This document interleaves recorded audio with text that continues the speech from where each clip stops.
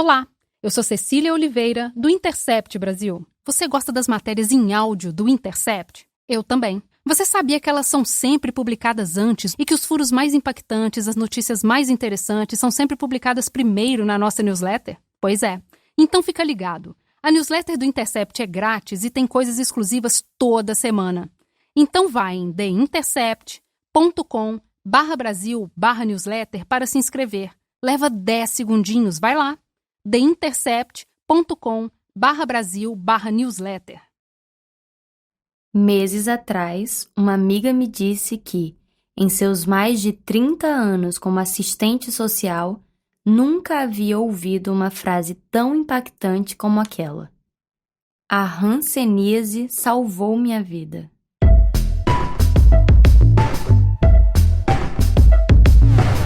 Intercept Brasil.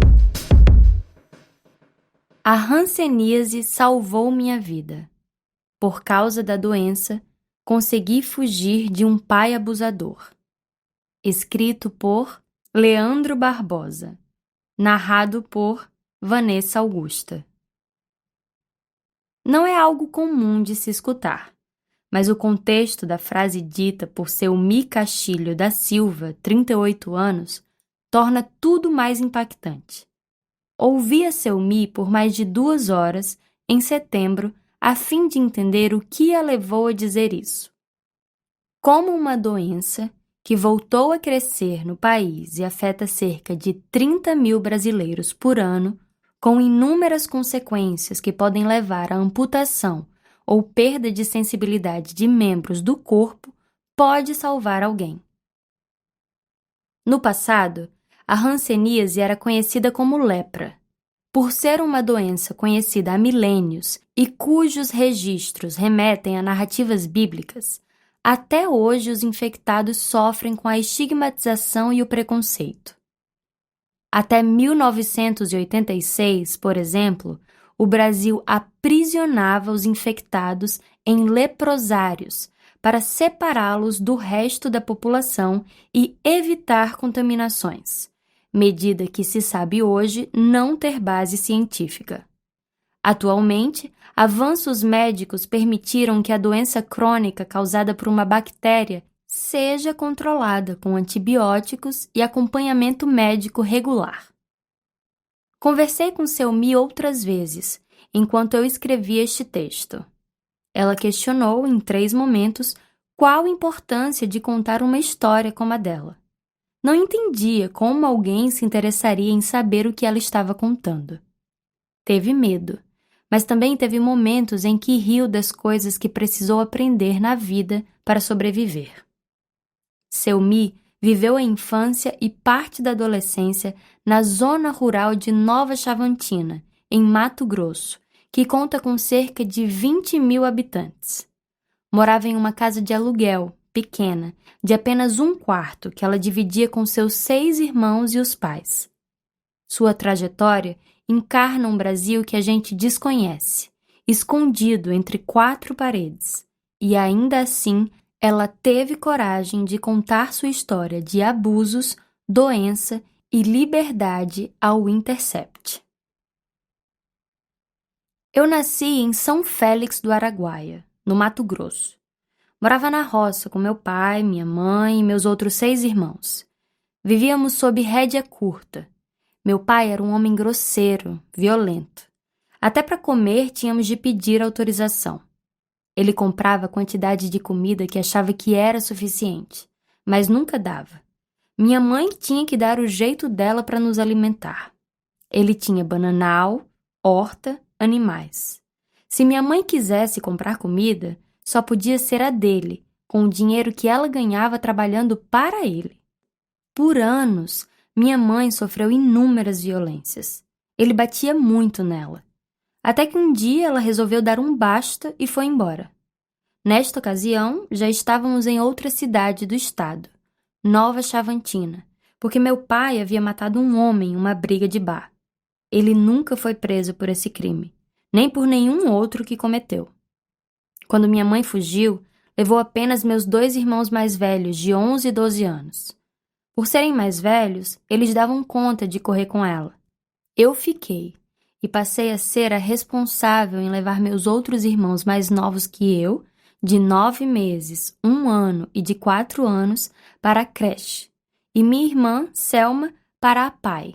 Ela tinha problemas neurológicos, consequência de uma surra que levou do meu pai aos 4 anos. Nessa época, Selma já tinha 8 e eu 6 anos. Foi nessa época que começaram os abusos sexuais.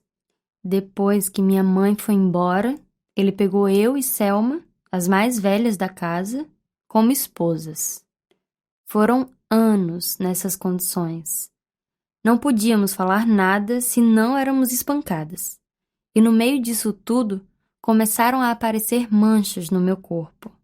Foi quando veio o diagnóstico: hanseníase. Levaram meses para descobrir o que era.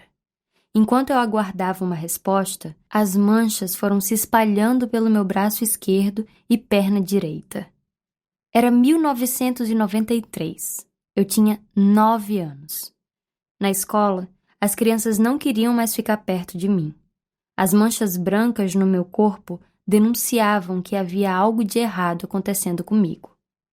Fiquei sabendo do meu diagnóstico em meio a mais uma tragédia. Selma tinha sido levada às pressas para o hospital. Ela teve um aborto espontâneo. Descobrimos que minha irmã, então com 12 anos, havia engravidado do meu pai. A fim de saber o que estava acontecendo, o conselho tutelar bateu na casa dele, acompanhado da polícia e do padre da cidade. Fomos retirados de lá. Meus irmãos foram levados para a casa da minha mãe. Eu, graças ao padre que desconfiou das marcas na minha pele, fui levada para o Hospital São Julião, em Campo Grande, no Mato Grosso do Sul. O lugar já era uma referência no tratamento da hanseníase. O padre disse às autoridades que lá os médicos cuidariam de mim. Quando eu cheguei, fiz vários exames. Descobriram que, além da hanseníase, havia ferimentos internos em mim, consequência dos constantes abusos do meu pai. Passei 5 anos em um lar para crianças, dentro do hospital. Éramos cuidadas pelas freiras. Tinha assistente social, psicóloga, escola, não faltava nada. Foi lá que eu descobri o que é felicidade e afeto. Costumo dizer que a hanseníase me salvou, porque foi ela que me levou para o São Julião e me afastou do meu pai. E também foi ela que me fez conhecer a Zena e o Lino Vilachar. Chamo eles de meus pais adotivos. E a irmã Silvia. Foram eles que me apresentaram um amor de família durante todo o tempo em que estive lá. Cuidavam de mim, me davam atenção, ajudavam com as tarefas da escola. Com eles aprendi a lidar com preconceito devido à doença e com a dor que ela causa. Aos 15 anos, voltei para a casa da minha mãe, no Mato Grosso, em Nova Chavantina. Me envolvi com um garoto enquanto estava no abrigo do hospital, e como namoros não eram permitidos, decidiram que eu voltaria para casa. Segui com meu tratamento no posto de saúde. Meu pai descobriu que eu havia voltado à cidade e foi me buscar. Enquanto eu estava no hospital, minha mãe não entrou com um processo de guarda. Ainda traumatizada das violências que viveu, ela cedeu e deixou que ele me levasse. Meus outros irmãos e irmãs ficaram com ela. Eu não acreditava que estava vivendo aquilo de novo. Estupros, espancamentos. Eu era prisioneira dele. Quando fui para a casa dele, perdi o contato com as pessoas do Hospital São Julião. Foi quando eu tentei me matar pela primeira vez. Eu tentei me enforcar, mas um vizinho conseguiu evitar. O quintal da casa do meu pai ficava de fundo para a casa dele. Era separada por ripas de madeira. Acredito que ele tenha me visto desacordada por algum vão entre uma madeira e outra. Na ocasião, a infecção pela hanseníase já havia atingido o nervo da minha perna direita, que me deixou sem sensibilidade alguma no pé. Eu tinha de usar um aparelho que me auxiliava a andar. Em uma das surras que levei do meu pai, ele me deu um pisão e quebrou o meu pé afetado pela hanseníase. O médico indicou uma cirurgia, mas meu pai não permitiu. Fiquei usando uma tala e muletas, já que não podia ir ao hospital. Quando completei 18 anos, eu já não suportava mais tanto sofrimento. Foi quando tentei suicídio pela segunda vez. Tomei soda cáustica. Meu pai conseguiu me levar a tempo para o hospital e me salvaram outra vez. Quando tive alta, segui com tratamento no posto de saúde, único lugar que ele permitia que eu fosse. A enfermeira já havia notado que eu chegava com hematomas no corpo, e um dia resolveu perguntar o que estava acontecendo. Foi então que venci o meu medo e contei toda a história. Disse que a minha mãe havia voltado para Goiás para viver com os parentes dela e que eu queria ir para lá. Ela prometeu me ajudar. Consegui contato com um tio em Goiânia que disse que me pegaria na rodoviária. Avisei a enfermeira, que se dispôs a comprar minha passagem e me ajudar a fugir. Combinamos o dia. Ela estacionou o carro em frente à casa do meu pai, pulei o muro e fui para a casa dela. Minha ideia era ficar escondida até o outro dia pela manhã, e então ir à rodoviária comprar a passagem e partir. Eu não sei dizer como, mas ele descobriu onde eu estava e foi atrás de mim. Consegui fugir sem que ele me visse. O marido da enfermeira me ajudou a pular o muro e sair pelo quintal da vizinha. Acho que eu corri quase 3 horas sem olhar para trás. Eu só queria ir o mais longe possível. Costumo dizer que foi neste dia que eu aprendi a correr de muletas. Quando achei que já tinha me afastado bastante, me escondi em um matagal. Não sei que horas eram, mas o sol já tinha se posto e passei a noite lá. Ao amanhecer, voltei para a estrada e consegui uma carona até a rodoviária da cidade mais próxima, em Barra do Garças. O horário do ônibus era à noite. Fiquei o dia todo escondida no banheiro da rodoviária, por medo de meu pai ter chamado a polícia ou alguém me achar. O único dinheiro que eu tinha era o da passagem. Foram quase 3 dias sem comer nada, até conseguir desembarcar em Goiânia. Só quando cheguei na casa do meu tio que dei conta que meu pé estava em carne viva. O aparelho da perna também estava quebrado. Eu não sentia dor devido à hanseníase, mas confesso que mesmo se tivesse sentido, eu nem me importaria. Só conseguia pensar que estava longe do meu pai. Fui morar na mesma cidade que a minha mãe, em Nova Crixás, no interior de Goiás. Foi onde tive o meu primeiro relacionamento, aos 20 anos. 2 anos depois, após um tratamento, consegui engravidar da Keilane, minha única filha. Creio que a minha dificuldade em engravidar evitou que eu engravidasse do meu pai, como a minha irmã. Anos mais tarde, aos 25 anos, amputei minha perna direita devido a uma trombose e escutei do pai da minha filha que não servia mais para ele. Foi quando eu pensei em tirar minha vida outra vez. Estar sozinha com uma criança sem uma perna e trabalho me deixou desesperada. Além de tudo, me negaram a aposentadoria e auxílio-doença. Mas resisti pela minha filha, a razão da minha vida.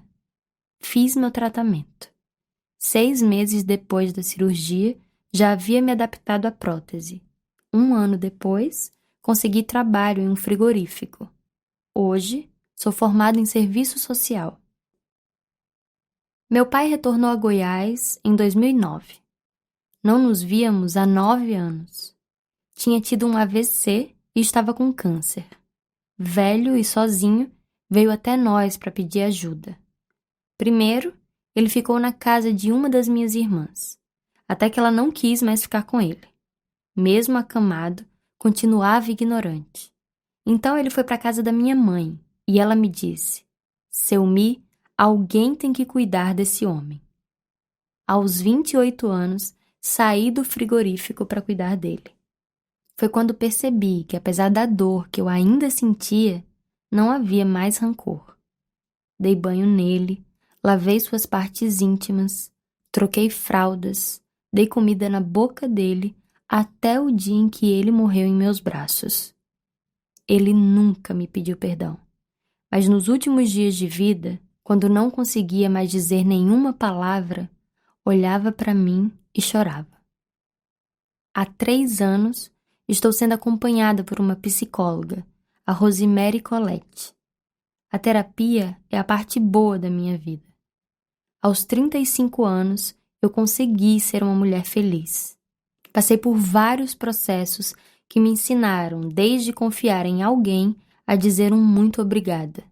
Inclusive, foi ela que me incentivou a contar a minha história aqui. Dizer sobre tudo o que me aconteceu é um desafio para mim, porque muita coisa ainda dói. Nunca imaginei que contaria o que vivi para outras pessoas. Tive dúvidas e medo. Costumo dizer que a Rose foi a única a se interessar pelo que vivi.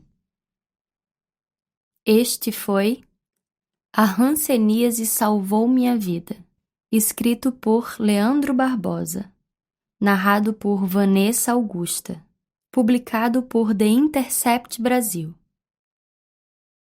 Oi, gente! Ouviram aí que reportagem forte? Pois é, de onde veio essa tem muito mais. Sou a Nayara Felizardo, jornalista e uma das pessoas que ajuda a produzir o conteúdo do Intercept. Antes de trabalhar para o TIB, lá no Piauí, eu já era fã do trabalho dessa redação. O Intercept não aceita dinheiro de bancos, marcas, empresas ou governos. Afinal, não faria sentido nenhum receber dinheiro de quem a gente fiscaliza, né? E nós fazemos isso com uma redação que está entre as menores do Brasil. Sem dinheiro de empresas e com pouca gente, você pode se perguntar, como esse povo consegue fazer tanto? E é fácil responder. É porque pessoas como você decidiram contribuir com o TIB e fazer parte da nossa missão. Com esse apoio, compramos equipamentos, estamos contratando mais gente e produzindo mais coisas legais como essa série de matérias em áudio. O jornalismo do Intercept é novo e o nosso modelo de pagar os boletos também. Vai em theintercept.com/Brasil/ajude, porque a gente precisa de você.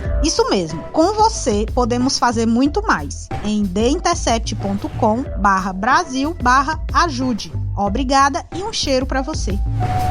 Intercept Brasil.